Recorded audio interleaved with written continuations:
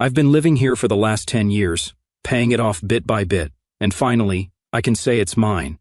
It's nothing fancy, just a modest 3-bedroom place, but man, it's mine. You know that feeling when you've worked your butt off for something, and you can finally just sit there and think, yeah, I did that? That's where I'm at. I don't have any fancy decor or a big backyard, but it's a good spot. Comfortable, quiet, and most importantly, it's my space. It's where I can just chill without any stress. Then there's my sister, Jenny. She's 29, married to this guy, Alex, who's 31. They're what you'd call the free spirit types. You know, the kind who are always talking about how everyone else is wasting their life in the grind, working boring 9-to-5 jobs while they live their best life or whatever. They've always been like that, ever since they got together, always planning some big dramatic escape from the rat race. Honestly, I didn't think they'd ever actually do it. I mean, everyone has these dreams of quitting their job and traveling the world, right? It's like a phase you grow out of when you realize bills exist.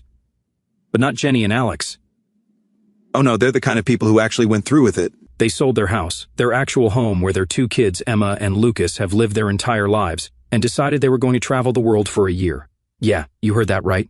They sold everything for a dream vacation, thinking the market was booming, and they'd made bank off the sale. They figured they'd use the money to live off, work odd jobs here and there, and stretch it out for a whole year, just going from place to place. So I'm watching this all unfold from my little house, and I'm thinking, okay, cool for them, but also, this is a bad idea. They've got 2 kids to take care of. Emma's 7 and Lucas is 5, and traveling with kids isn't like backpacking through Europe on a whim. There's planning involved, but they just waved it all off, saying they'd figure it out along the way. And I'm like, all right, whatever, it's your life. Fast forward a couple of months, and I'm chilling in my house, probably watching TV or something, when I get a call from Jenny. Now, I haven't heard much from her since they left. Just the occasional Instagram post about how amazing life is, and some pictures of them eating weird food in random places. So I figure this call is going to be one of those where she's going to brag about how awesome everything is. But the second I pick up, I can tell something's off. Jenny sounds stressed, really stressed, and she starts talking about how things didn't go as planned. Apparently, they blew through their money way faster than they expected. Like, within 2 months, they were pretty much broke. Turns out, traveling the world is expensive. Who knew, right? They stayed in nice places, ate out at restaurants, and just lived it up like they had endless cash. But when you're not working and still spending, that money doesn't last long, especially with 2 kids. Hostels and cheap Airbnbs are all fun and games until you've got 2 tired, hungry kids who need a stable place to crash every night. Now, they're stuck. They can't keep traveling because they've got no funds, but they also don't want to settle down and buy another house yet. So guess what? They ask if they can move in with me. Yep, Jenny, Alex, and their 2 kids, all in my 3-bedroom house, for 10 months. And here's the kicker. They want to stay rent-free. They didn't even offer to contribute, just straight up said, hey, can we live with you for almost a year while we figure things out? I've got to admit, I didn't know how to respond at first. I mean, it's my sister, and yeah, I care about her, but this is my house, my space. I didn't work my butt off for 10 years just to let 4 extra people come in and take over the place. Plus, I've got a routine, you know? I like my peace and quiet. I can't even imagine what my house would be like with 2 little kids running around, not to mention the mess.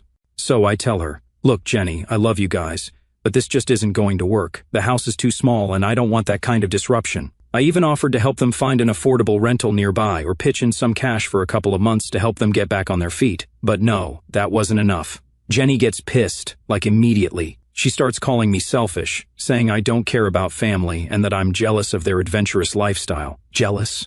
Really? Now I'm starting to get mad too. It's not about jealousy or not caring about family, it's about boundaries. I don't owe them a place to live just because they made some dumb decisions and didn't think things through. I get that life doesn't always go as planned, but they sold their house without having a backup plan, and now they want to dump the consequences on me. And here's where it gets even better. After Jenny blows up at me, she gets our parents involved. Now, my parents live in a tiny apartment, so they can't take in Jenny's family. But instead of understanding my side, they start pushing me to let them move in.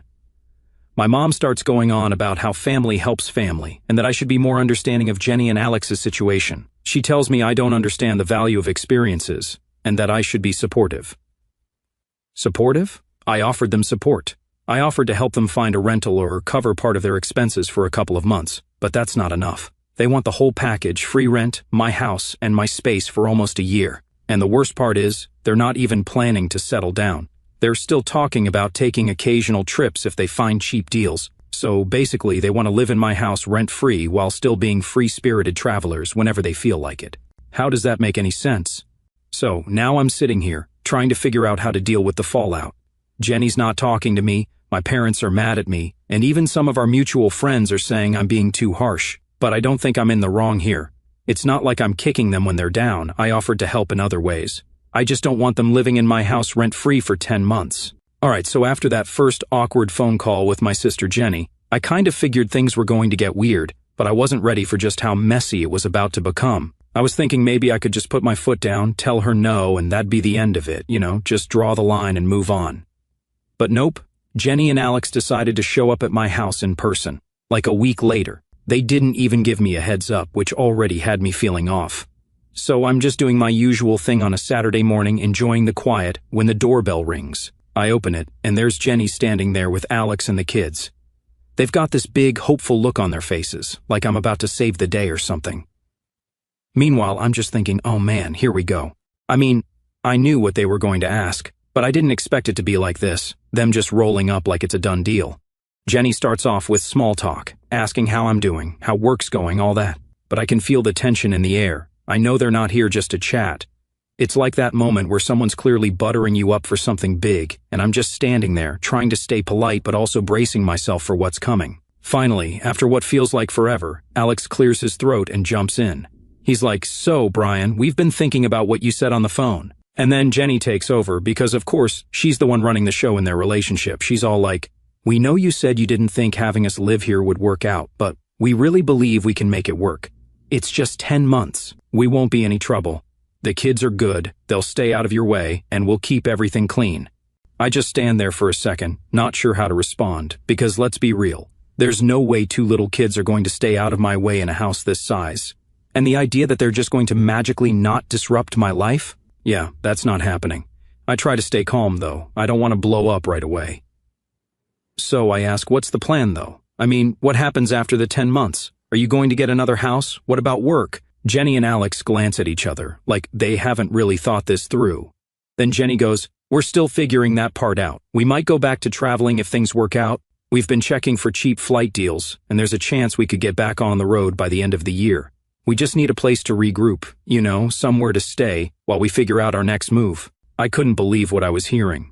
So, not only do they want to crash at my place for 10 months, but they're also still talking about taking more trips?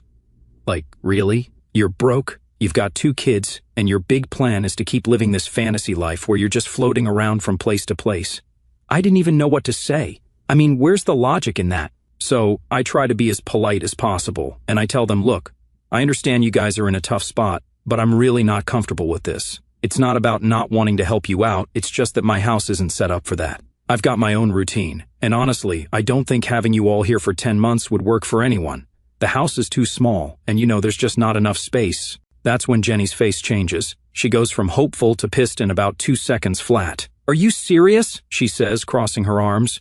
"We're family, Brian. Family helps each other out. You've got all this space, and it's just you living here. What's the big deal?" Now I'm starting to get frustrated. I mean, I get it, they're stressed, but this whole thing is starting to feel like they think they're entitled to my space just because we share the same blood. I try to stay calm and explain, it's not just about space, Jenny. It's about my life, too. I've worked really hard to get this house, and I need my own peace and quiet.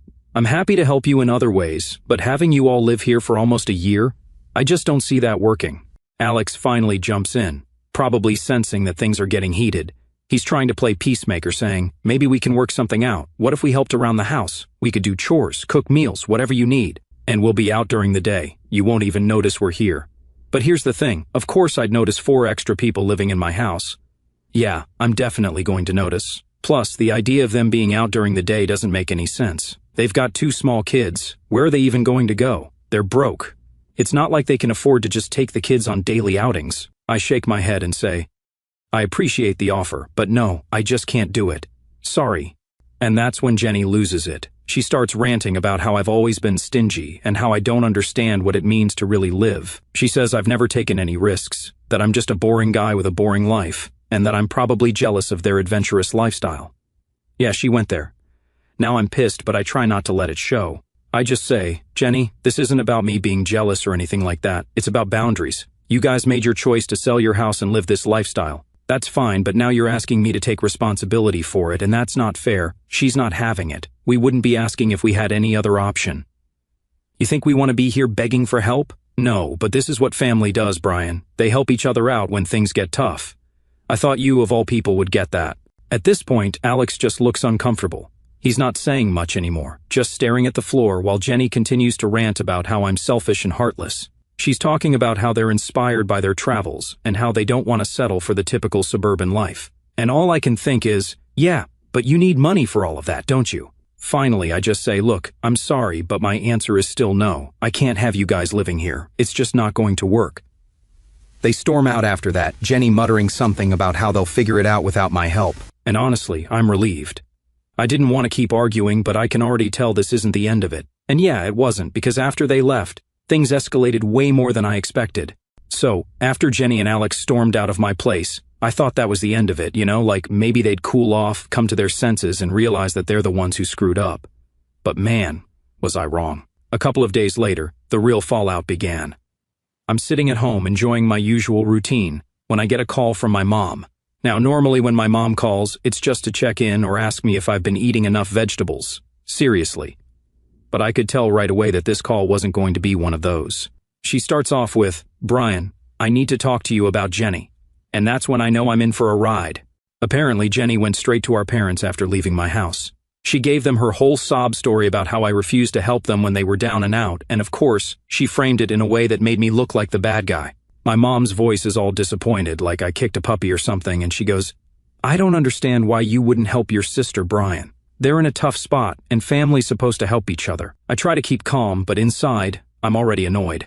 I explained to her what really happened. How I offered to help them find a rental, even give them some money to get back on their feet, but they just wanted to move in with me for 10 months rent-free. I tell her how their whole plan was ridiculous, how they blew all their money without thinking things through, and now they expect me to bail them out. But my mom, of course, doesn't see it that way. They made a mistake, Brian, but they're still family. You have the space. It wouldn't be forever, just long enough for them to figure things out. Here's the thing, though, my mom's got this way of guilting you without even meaning to. She's not mean or anything, but she's always dropping these little comments that make you feel like you're failing at being a good son or brother. It's exhausting, but this time, I wasn't having it. I told her straight up, "Mom, I'm not doing it. I love Jenny, but she and Alex need to take responsibility for their choices. It's not my job to let them crash at my place because they didn't plan." She doesn't like that answer, but she lets it go for now. I think we're done with the conversation, but oh no, it's just getting started. Because the next day, my dad calls. Now, my dad's a different story. He's not the guilt trip type, he's more the tough love type, which means when he's mad, you hear about it. He gets straight to the point, no sugarcoating. "Brian," he says, "I hear you've been giving your sister a hard time." I try to explain myself again, but he cuts me off, going on about how I'm being selfish and how I've always been the one who has it easy. Yeah, right, like working my butt off for 10 years to pay off this house is easy. He starts ranting about how Jenny's always been the one taking risks, living her life to the fullest, and I'm just sitting here, comfortable, not doing anything exciting. He's basically saying I'm being a coward for not letting them stay, like I'm some kind of stick in the mud who doesn't understand what it's like to really live. At this point, I'm getting heated. I tell him, "Dad, this isn't about being adventurous or not. It's about them making a bad decision and expecting me to clean it up. I worked hard for this house, and I'm not going to let them come in and take advantage of that." But he's not hearing it. He keeps going on about how I'm the one who's in the position to help, and how I'm failing as a brother by not stepping up. It's like he's taking everything Jenny said and running with it, making me out to be the bad guy in this whole situation. And honestly, that hurts. I've always been the responsible one in the family, the one who's worked hard, kept my head down, and did what I needed to do. But now, it feels like none of that matters. After that call, I'm fuming. I feel like I'm getting attacked from all sides. My parents are both mad at me, and Jenny's probably out there telling everyone I'm a heartless jerk, and guess what? That's exactly what's happening. A few hours later, I get a message from one of our mutual friends. Let's call him Tom. Tom's a good guy, but he's also friends with Jenny, so he's heard her side of the story. He texts me, "Hey man, what's going on with you and Jenny? She says you're not letting her family stay with you, even though they're in trouble." I explain my side to him, how it's not that simple, how they're asking for way too much, and how I've already offered other ways to help. And Tom, being the reasonable guy he is, listens. But then he hits me with, "Yeah, but it's just for a little while, right? You could tough it out for 10 months. It's family, dude. And now, I'm just done. It's like everyone's forgotten that I have a right to say no, like my house isn't even mine anymore, it's just a resource that everyone thinks they're entitled to. I'm frustrated because no matter how I explain it, everyone seems to think I'm being unreasonable. They all keep acting like it's no big deal for me to let a whole family move in and turn my life upside down for almost a year. Then, the final blow comes when Jenny herself texts me. It's not a long message, but it hits hard. She just says, "I can't believe you've turned your back on us. We really needed you." Now I'm sitting there staring at my phone, feeling torn. Part of me feels guilty, like maybe I should have just given in to avoid all this drama, but another part of me is still standing firm.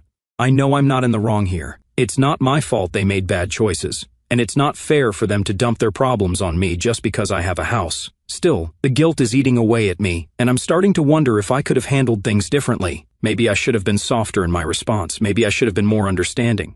But at the same time, I know that giving in would have just enabled them to keep making these reckless decisions, thinking they can always rely on someone else to fix things. So yeah, now I'm stuck.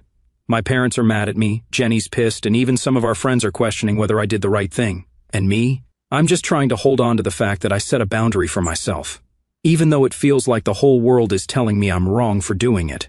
But this is far from over, because as much as I want to just walk away from all the drama, Jenny isn't done yet. Alright, so after all the phone calls and texts, I'm thinking maybe things will just blow over if I ignore it for a bit. Maybe Jenny and my parents will calm down, realize I'm not the bad guy here, and we can all move on. But no, things didn't settle down. They escalated big time. It starts with my mom.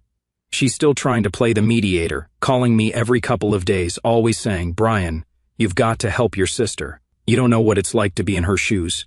She's struggling, she's got kids." It's the same thing over and over, and every time I have to remind her that it's not about me not wanting to help, it's about how much they're asking.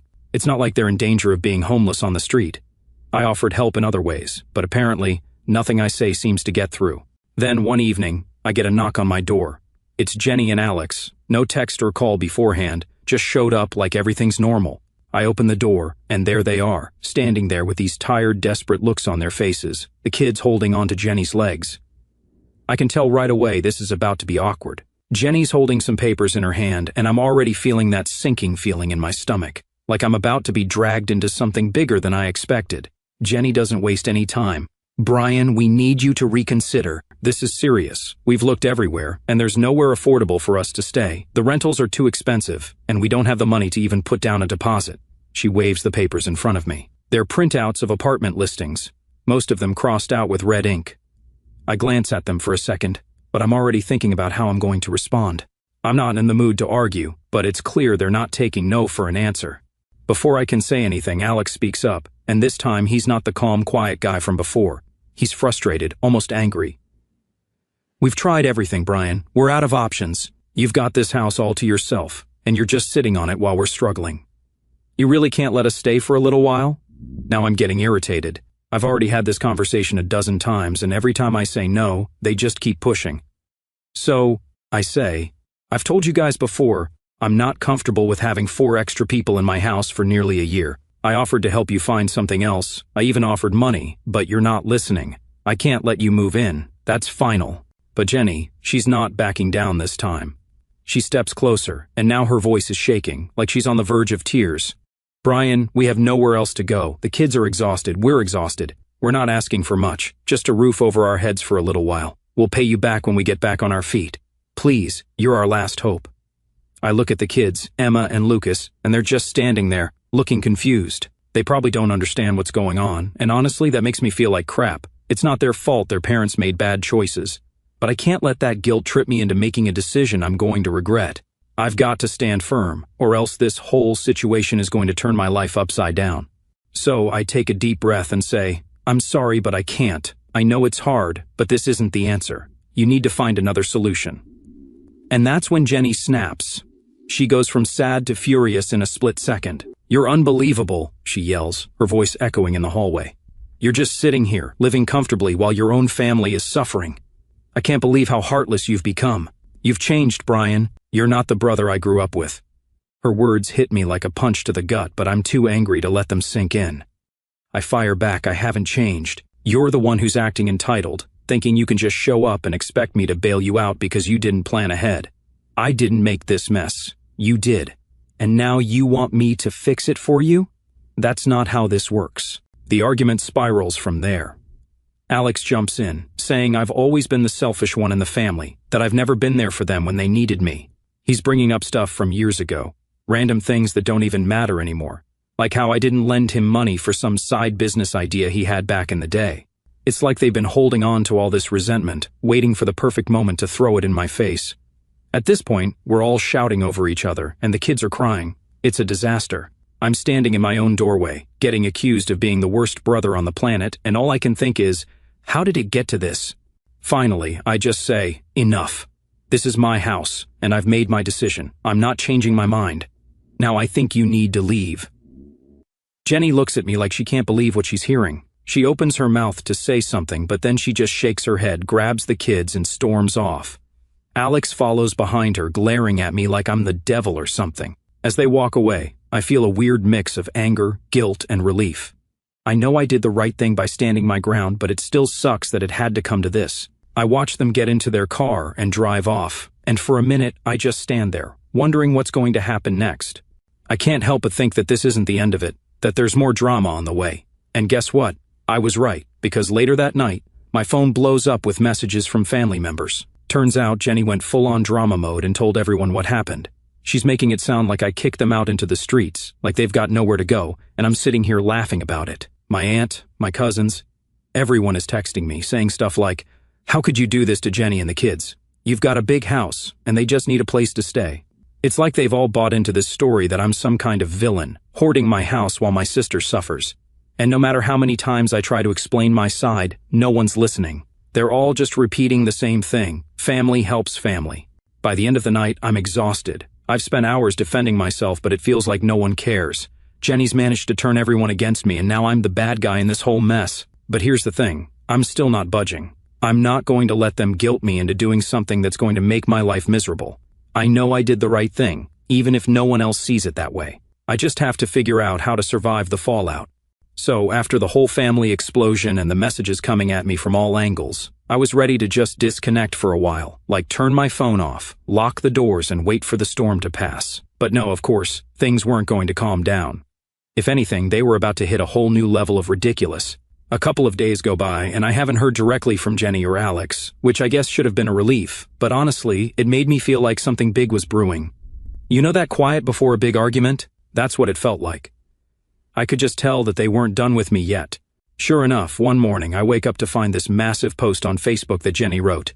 And of course, it's public, so everyone and their dog can see it. She's going off about how some people in the family, obviously me, have abandoned her in her time of need, how she and her kids are basically one step away from being homeless, and how all they wanted was a little support from someone who's in a position of privilege. The post is full of dramatic language, talking about how certain family members are selfish and don't understand the importance of helping each other out when things get tough. And yeah, the comment section, it's a total mess.